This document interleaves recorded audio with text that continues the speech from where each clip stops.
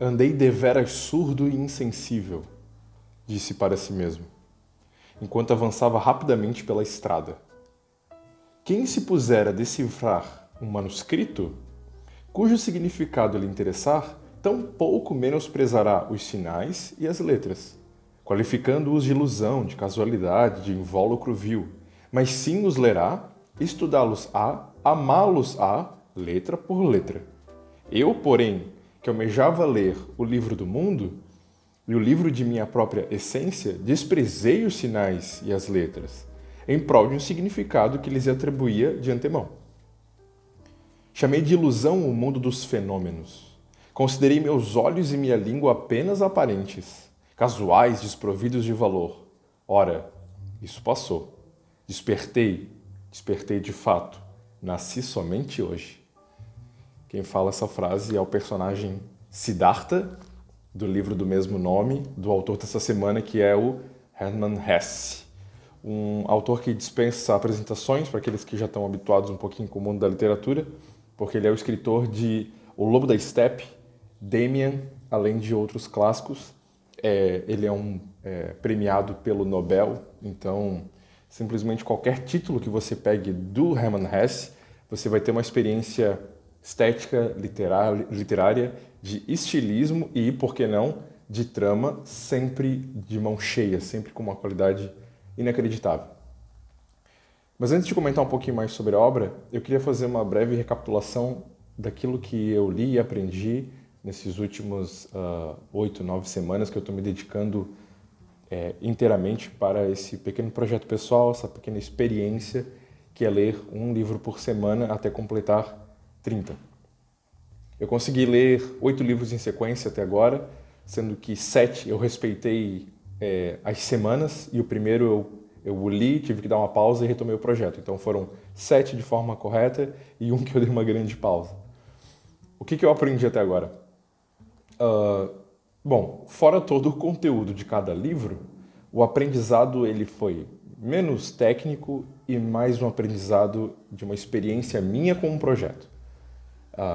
Do quesito de conseguir fechar pequenos ciclos semanais e com isso ganhar fôlego, experiência e elasticidade com aquilo que eu me comprometo, com a paciência de um projeto, com a experiência e o confronto e o contraste de cada livro, e com isso ganhar como quem vai no açougue escolher um corte de carne e entender, porque provou cada um dos cortes semana a semana, o que é melhor, o que é macio, o que pede tipos diferentes de cozimentos, e com isso você ganha uma certa cultura do objeto que você estuda, uma certa experiência e o seu paladar daquilo fica mais rico.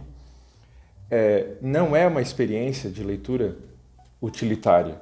Com isso, eu não me torno mais inteligente. Com isso, eu não me torno alguém que entende alguma coisa a mais do mundo. Eu entendo coisas a mais de mim mesmo, dos autores que escreveram e do compêndio e da bolha da literatura. Ganho dedo, ganho tato, ganho diversão na hora de entrar numa livraria, ganho interesse ao ver os livros que as pessoas têm em casa. É simplesmente uma lente focalizada nesse mundo. É muito curioso que quando as pessoas instigam as outras a ler, recai sobre o mundo da experiência e da habilidade. Mas é bem verdade que você está treinando a linguagem, a imaginação, a paciência e, por que não, a vitória de cada ciclo começado com a leitura de um livro. Falei que não ganho inteligência. A verdade é que, como já sabemos, a inteligência ela reside em cápsulas, né, no todo do humano. Posso ter uma linguagem lógica muito boa, outras pessoas linguagens emocionais, físicas, sonoras e assim por diante. O livro, como se vale muito da mídia da letra e da leitura, ele sim vai te dar uma resistência, um fôlego, uma patamar, referências literárias para encarar melhor a linguagem que se usa todos os dias. Aí sim você ganha profundidade, aí sim você ganha percepção da vida, porque quando se fala leitura, pensamos especificamente de livro, mas é bem verdade que ao sair na rua todos os dias, ao se deparar com placas, sinais, gestos humanos, as próprias as leis veladas da cidade do que pode ou não pode, a leitura de cada fachada de prédio que representa um tipo de comércio ou não. Tudo isso são leituras em vários níveis diferentes de compreensão daquilo que você conhece do mundo que você habita. O mesmo se dá para os livros, ganhando fachadas, interpretações.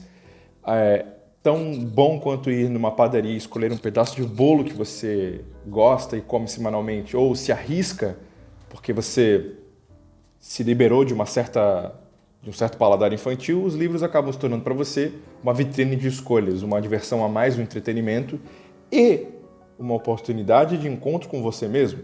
Sem nenhuma poesia aqui ou filosofia barata, é literalmente isso. É escolher estar em solidão e silêncio, coisas que têm sido muito difíceis para a gente ultimamente, e escolher ficar em solidão e silêncio, mortificar-se a si mesmo, compenetrar-se, aprender que sim, você deve aprender a estar sozinho contigo e com o livro, porque não é bem tão solitário assim. Uma vez compenetrado no mundo da leitura, o esforço é zero, o interesse é 1000 e o prêmio que tu ganha a cada capítulo, né, de fechar um ciclo de ler algo, de avançar numa história, é que o nosso córtex pré-frontal, né, em linguagens técnicas, é só essa palavra que eu sei do nosso cérebro. A parte aqui da frente da nossa cabeça, ela é responsável pela imaginação. Ela cresceu, basicamente, na história do cérebro, da neurolinguística, cresce essa parte da frente do cérebro, no momento evolutivo humano, onde a gente começa a se perguntar sobre e se eu pular naquele mar? E se eu cortar aquela árvore? E se eu andar naquela mata escura, virar um inimigo? É o começo da linguagem da imaginação. Porque se perguntar e se eu faltar no trabalho, e se eu for na faculdade, são saltos imaginativos absurdos. E a leitura, ela ativa essa engrenagem. É um e se. Então, é simplesmente uma das minhas atividades favoritas e tem se tornado uma das minhas coisas favoritas da minha semana, saber que eu posso escolher um livro após o outro.